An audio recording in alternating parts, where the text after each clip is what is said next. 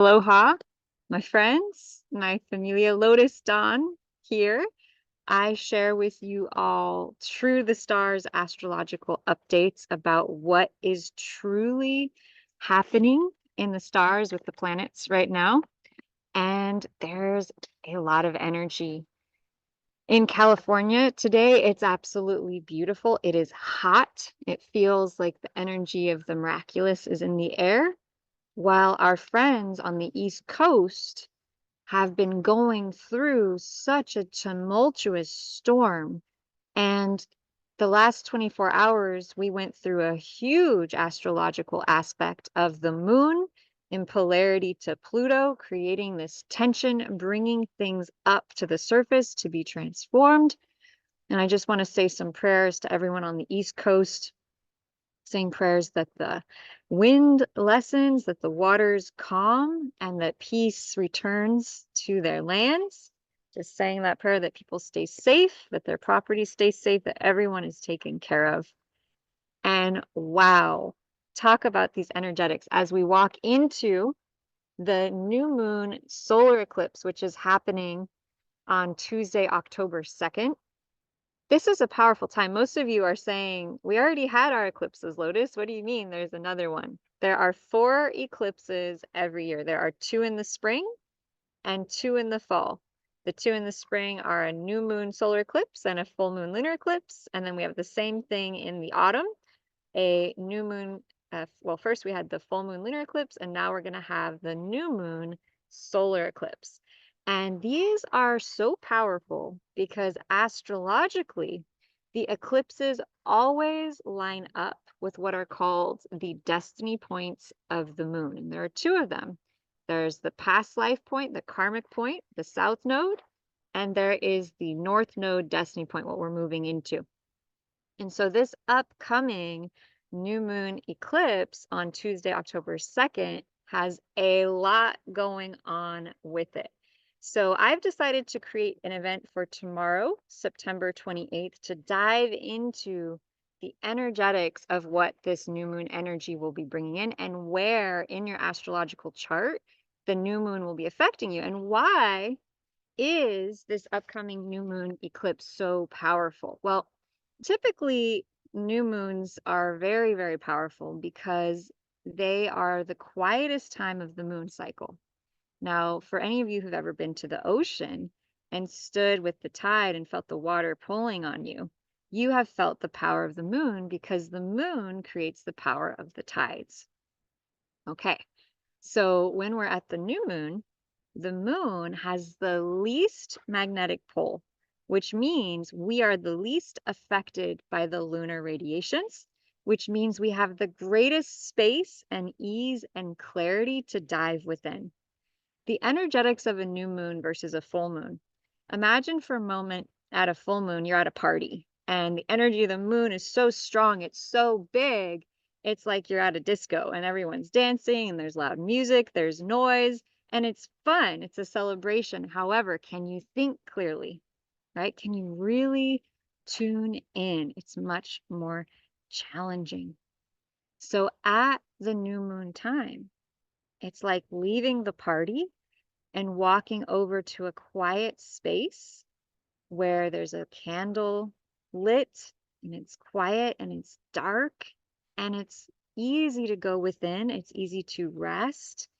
It's easy to sense what you're feeling and what you desire. And so the new moon is the most powerful time to set our intentions and to get in tune with how we are really feeling and what we wish to create for the next 2-week cycle, typically for new moon to full moon, because the full moon is the time of the harvest, where the seeds that we plant at the new moon have grown into the flowers and the sprouts and the expression of what we have created.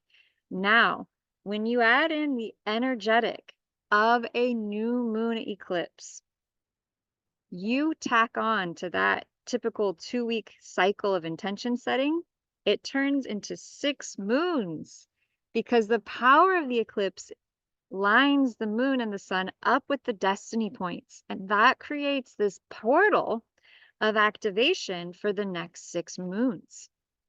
So this coming new moon solar eclipse is even more powerful because it's activating our next 6-month cycle. Okay, so it's not only just setting the intention for 2 weeks, it's 6 months. Okay, and so here in the northern hemisphere, the seasons of change, we're moving into an entirely new cycle. We're moving into the autumn, to the winter, and into the start of 2025, a whole new year, whole new year, right? And then those of us in the southern hemisphere, you're moving into the spring, you're moving into the summer. It's a whole new beginning to expand into. And so the question that this new moon solar eclipse begs us to ask, what do we wish to create? What do we wish to create for the next 6 moons of our lives? This is a powerful turning point. You may be feeling it, and it's like, okay, it's the change of the seasons. Yes. And it's also the time to begin setting the seeds of our heart's desire for what it is that we wish to create. And so tomorrow on September 28th, I'm going to be diving into the sign that this new moon will be. New moons always mean sun and moon together in the same sign. So it's going to be sun and moon together in Virgo. Whew, big energy. Virgo is all about the earth. It's the primordial earth goddess herself. She's the biggest sign. It takes the sun literally 47 to 49 days long to travel through the entire length of Virgo, the constellation. If you want to check this out and see for yourself that the sun is actually still in Virgo until October 31st, you can go to Star Walk 2 or Stellarium and go ahead and see. In fact, I'm going to share the screen with you right now, and I'm going to show you where the sun is currently at this moment in time, because I follow the True the Stars sidereal system, which is based on the actual sky and reveals to us what constellation the planets are actually in current time. Whereas mainstream tropical astrology, what you'll see in the newspapers, is based on where the stars were 2,000 years ago. What? I still have got to finish writing my book about this, and is no longer current to the actual sky. So here is an image of the actual sky. Anyone can get this information. It's free. You can go to stellarium.com. And so I want to show you, here we are. Okay, here's the sky right now. This is current to the actual sky. And right now, we have the sun and Mercury conjunct in the constellation of Virgo. Right? And if you look at Virgo, she's very big and she's a woman. And Virgo in the ancient languages actually means woman. Yeah. And so it relates to our femininity. It also relates to all of the things that women typically do. We care for people, right? We tend to be of service. We help people. We help make sure that everyone is fed, everyone is healthy, everyone is cared for, just like a mama to a baby. I often think of Virgo as being like the Earth Mother with arms. And if the Earth Mother could take care of us, this is how she would act through, is through the energetic of Virgo. And so this coming new moon solar eclipse, we're going to have the sun with Mercury conjunct in Virgo. The moon's going to join. You can see the moon is currently today in Cancer, marching towards Leo, marching towards the lion's mouth. Moon in Cancer, we may be extra sensitive today. We may be extra emotional today. We may want to stay home and cozy up and just care for ourselves. We're not so interested in going out into the world as much with moon in Cancer. Sun in Virgo, we tend to like to do things that require healing, like doing healing work or caring for our house, tidying things up, organizing. Virgo is all about the details, and it's all about the harvest. We're at harvest time, Sun in Virgo, Mercury in Virgo. And so we're really tuning into the harvest. We're gathering our harvest in, and we're taking note and we're assessing, what have we drawn in? What is our harvest? And then we are analyzing it. How many of this? How many of that? We are getting all of the components of our situation together, because we're going to prepare from after Virgo to our next destination. for the next year, the next 6 moons. And so Virgo is a time for assessment. It's a time for gathering the facts, gathering the information, getting in tune with what we have, right? That's what the gathering of the harvest is seeing, okay, what have we created? Where are we at now? How have we done over the last 6 moons, the last year? Right? Virgo assesses how many grapes there are, how many apples, how many pears, right? Imagine that big harvest that's coming in right now. You go to the farmers markets and it's like apples and lemon, grapes and winter squash and kabocha squash and butternut squash and potatoes. And it's just so full of abundance right now. Okay, so Virgo can relate to that earthly abundance and also relates to us being in tune and assessing what kind of bounty we have. What is our bounty? What are we going to do with it? How can we keep track of it? How can we identify what we have and also tune into what else we need to do? Okay. That said, we currently have this polarity or opposition between the sun and then way across the board, right? Sun in Virgo, and then here's Pisces across, right, across the whole chart. Here's Pisces, and in Pisces, we currently have Neptune, and Neptune is really tiny, and Cetus, the sea monster. And so there's this tension between the Piscean water energies and Cetus, the sea monster, with the sun over here in Virgo. So sun in Virgo on the right, Cetus and Pisces, Neptune over here on the left. It's hard to see Neptune because Neptune is very small. But there's this challenge between water and sun, between fantasy and between reality. Sun in Virgo, it's always reality. Neptune is complete fantasy and complete imagination. And it's right next to the storm god, Cetus, or the sea monster, and Neptune is the god of the sea who rules over Cetus, and they're in polarity to the sun, and we're having these big storms on the East Coast. It's very interesting to me. I've noticed that whenever we have planets over near Cetus, the sea monster on the left here, we tend to have big storms. We've definitely had them here where I live when the sun is transiting in Cetus or in Pisces, right near Cetus. But even having the sun in polarity directly opposite Cetus could be causing these big storms. And so biggest prayers to everyone on the East Coast, and prayers that the energies of the storm quiet and calm. Quiet and calm, just saying those big prayers of safety and miracles coming in for everyone there. As we gear up for this new moon solar eclipse, big energies. And I'm just going to take a look at the chart for today and see what else I can share with you. And for those of you who are new to reading charts, what does this show? This is a map of the sky. Well, we can't actually see all of the sky at once. So that's why we have this full circle, because this middle line here represents the horizon. Everything above it represents what is up in the sky, what we can see, and everything below it represents what we cannot see, what is below the horizon, right? Because as you saw from that last screen, there's a lot of star constellations. It's a full circle, but here on the Earth, we can only see half of that circle at a time.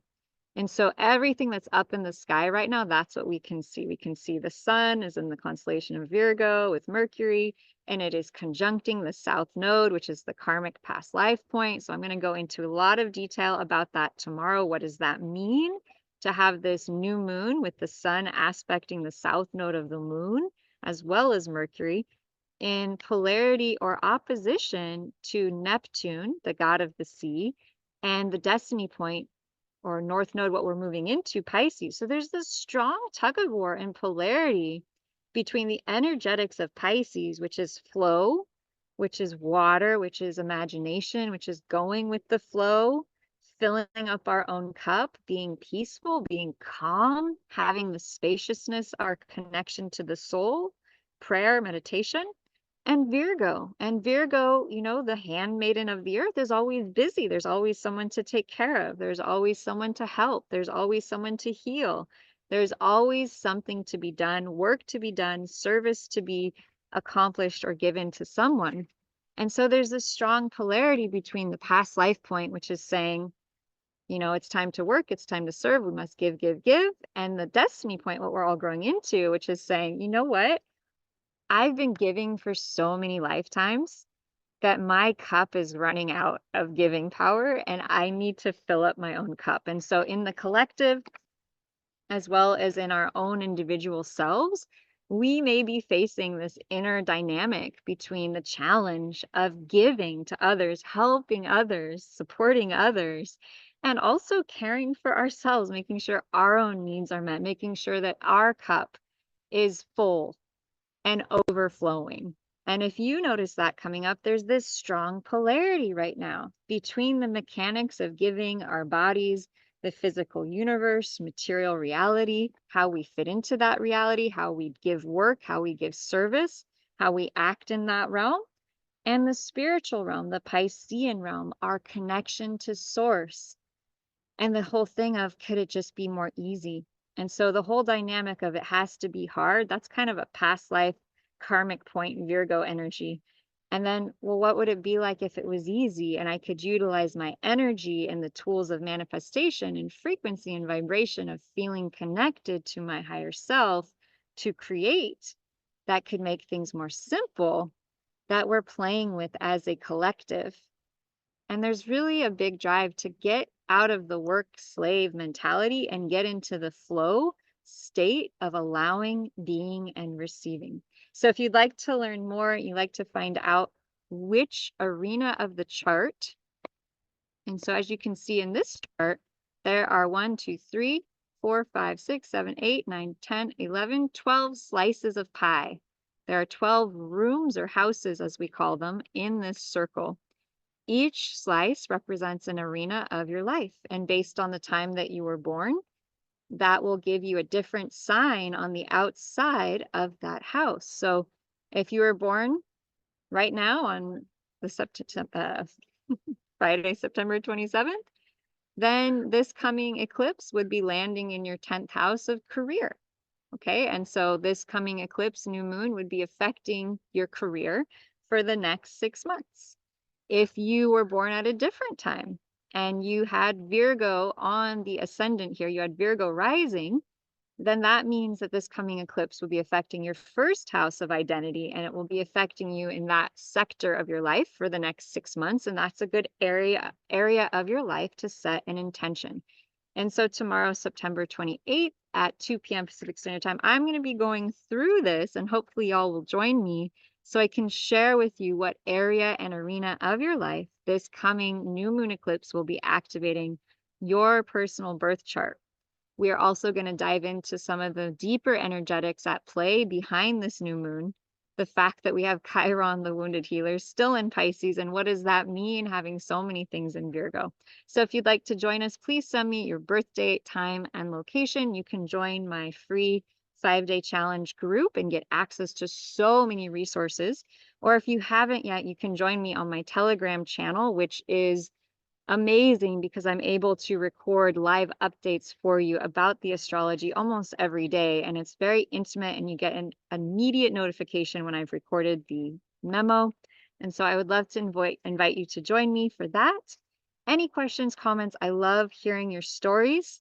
And I appreciate you tuning into this video today. If you're still here, thank you so much. I'm glad that you're here. And I look forward to tomorrow. It's a harvest celebration and it's a new moon intention activation. Virgo is related to the goddess Isis, the original fertility goddess. It is a fertile time. And with the new moon in Virgo, Isis energy, the next 6 months will be a very fertile time to craft the reality and the life that you wish to create. So I look forward to seeing you all tomorrow at 2 p.m. Not, you can catch the replay. And I send you biggest love from my heart, from the powerful times that we are in, for your greatest miracles, transformation, and love coming in for all of you. Biggest love, deepest gratitude. Aloha.